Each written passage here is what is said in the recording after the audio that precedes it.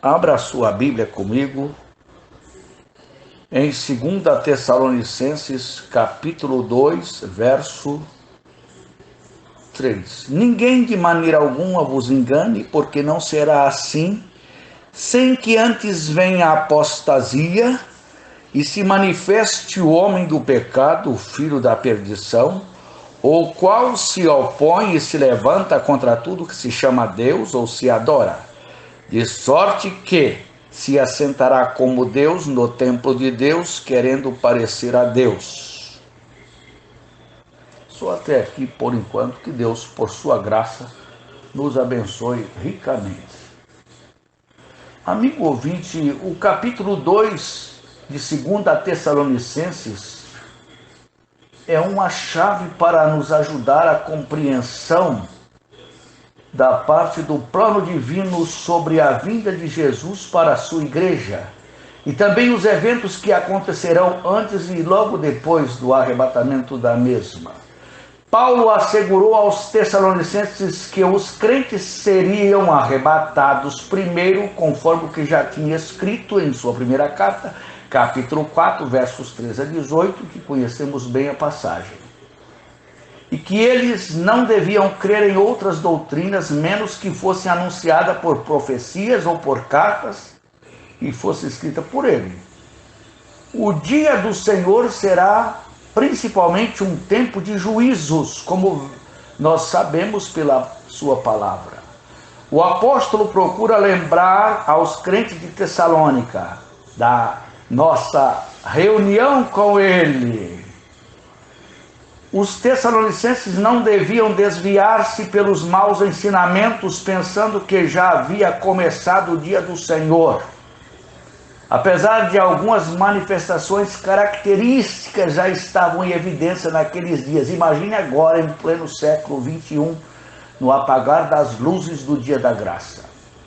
A manifestação do homem do pecado acontecerá durante os 7 anos da tribulação. Mas sabemos que antes haverá apostasia. A apostasia nada mais é senão a rebelião contra Deus.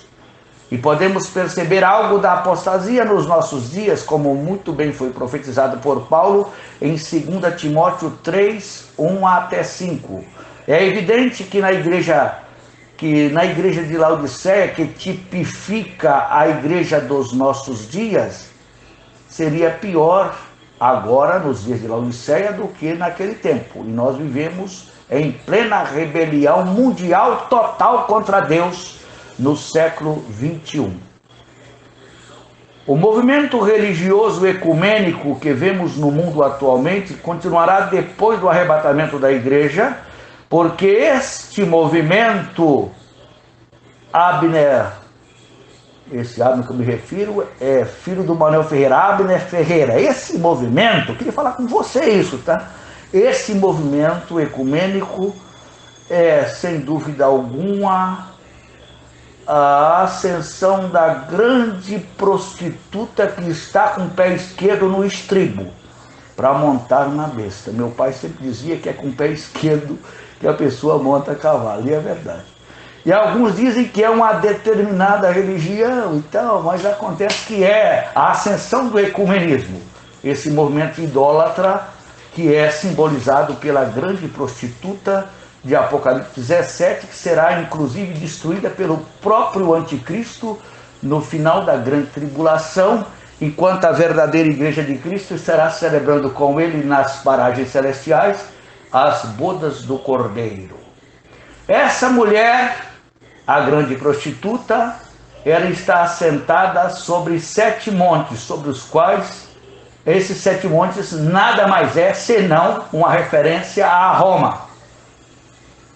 E essa união ecumênica de todas as falsas religiões do mundo, isso é uma demonstração óbvia que o anticristo está prestes a assentar no trono em Jerusalém. Quem é ele?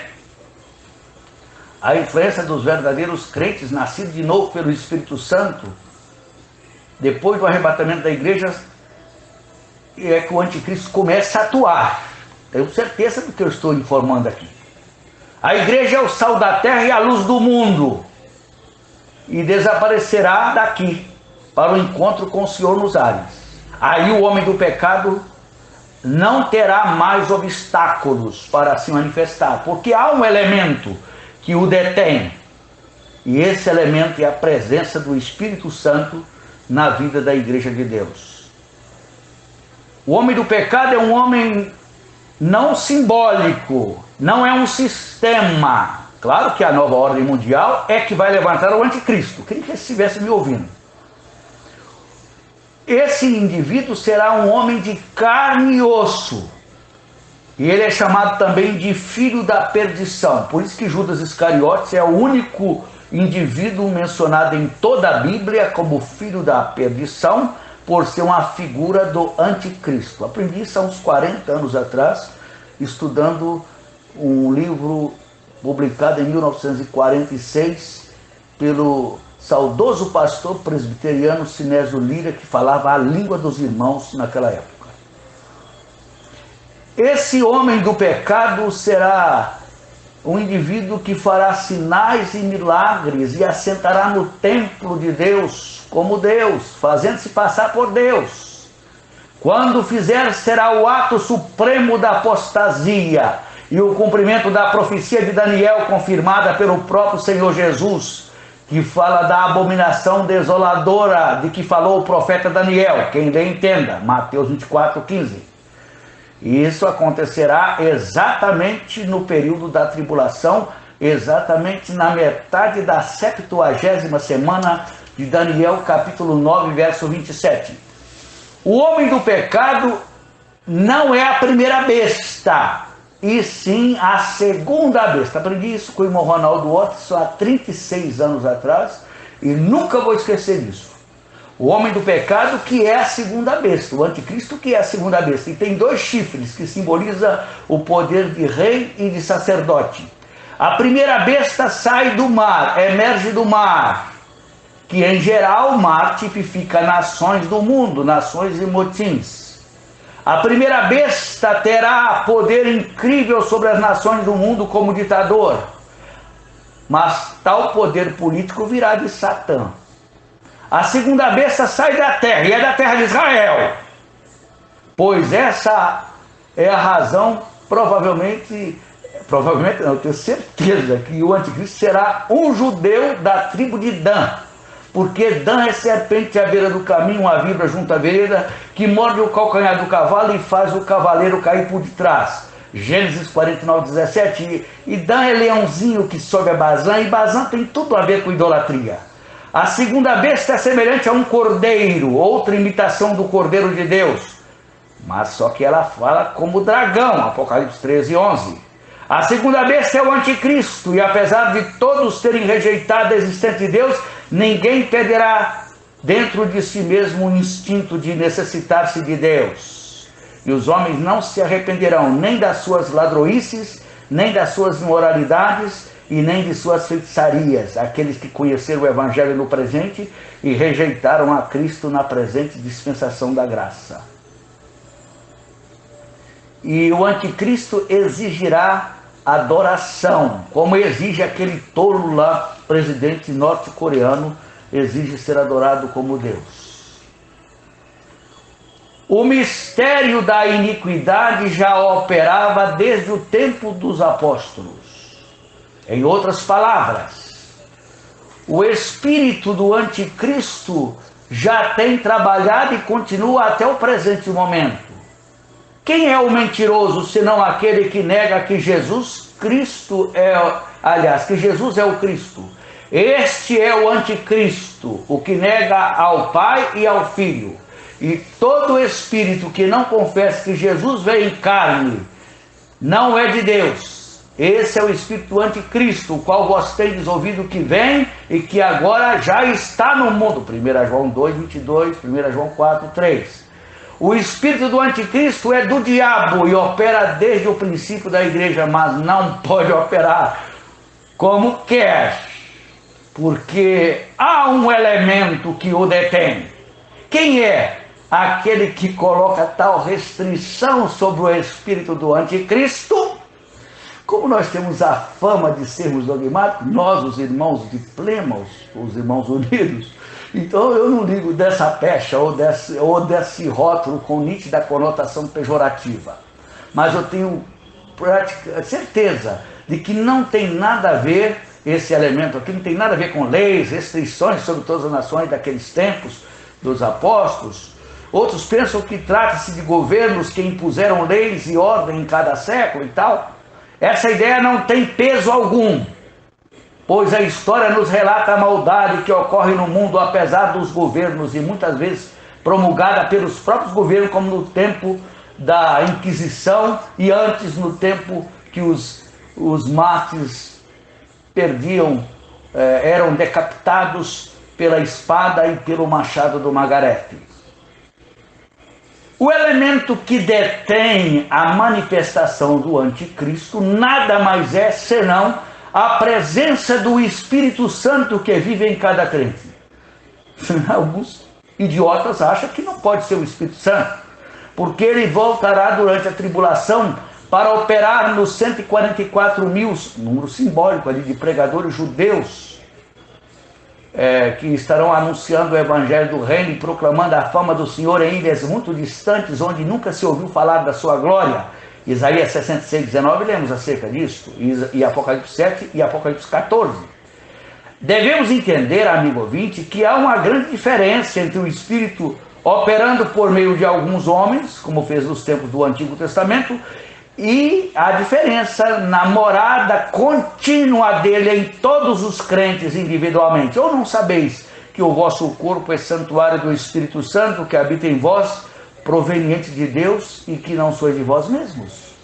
Embora a igreja esteja em ruína nos nossos dias, a igreja ela é muito fraquinha, mas o que importa é que ela conserva a palavra do Senhor. Eu me refiro à verdadeira igreja, que inclui todos os crentes que procuram em tudo ser obedientes a Deus.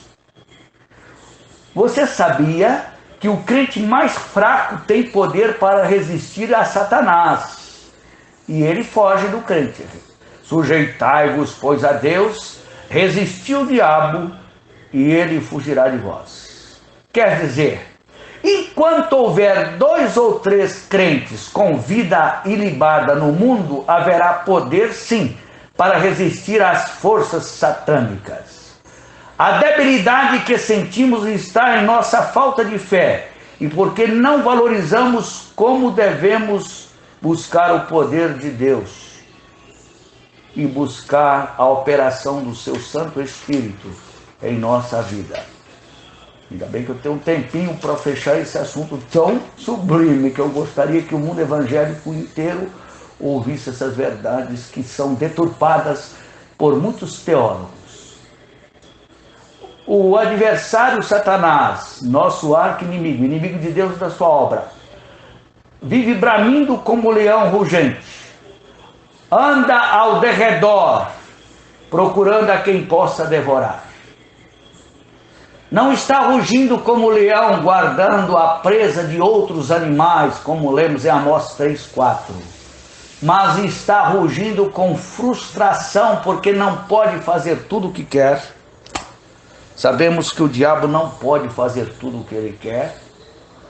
Ele tem uma coleirazinha, de vez em quando ele toca ela, mas ele não pode fazer o que ele quer, não. Ainda mais que as portas do inferno, que significa o poder do maligno, não pode jamais prevalecer contra a igreja de Deus. Quer dizer, ele não pode conquistar a igreja, que como um exército indomável, marcha resolutos para a vitória, porque o poder do diabo foi tirado na cruz. Em todas essas coisas, na verdade, somos mais do que vencedores por meio daquele que nos amou. Romanos 8:27. Agora, quando a igreja for arrebatada para o encontro com o Senhor nos ares, não é eu que estou inventando isso, não está escrito. E todas as restrições sobre Satanás e seus seres serão tiradas e logo seus planos infernais serão executados. Poderão se desenvolver sem impedimento algum. Somente há quem no presente o detém, até que seja tirado do meio. então se manifestará o iníquo. É uma blasfêmia, é o que os teólogos estão ensinando. Eu não canso de chamar a atenção de amigos meus que estão ensinando bobagem no YouTube, nas redes sociais, dizendo que o anticristo vai se defrontar com a verdadeira igreja de Cristo. Não é verdade. A igreja de Jesus Cristo será retirada da terra antes da manifestação do Maitreya, da nova era, da era de Aquários. Porque enquanto a falsa igreja está com o pé esquerdo no estribo para montar na besta, a verdadeira igreja de Cristo está jubilosa, alegre, aguardando a bem-aventurada esperança, o aparecimento do Senhor Jesus nos ares. Os agentes de Satanás terão poder por um tempo para controlar o mundo como querem, mas o fim deles está profetizado. E o Senhor Jesus matará o anticristo com o assopro da sua boca e o destruirá com o resplendor da sua glória. A destruição referida não é o aniquilamento, mas a derrubada completa do anticristo. Seu poder será tirado e logo será julgado, e seu fim está profetizado em Apocalipse capítulo 19, verso 20. E a besta foi presa, e com ela o falso profeta, que diante dela fizeram sinais, com quem enganou os que receberam o sinal da besta e adoraram a sua imagem.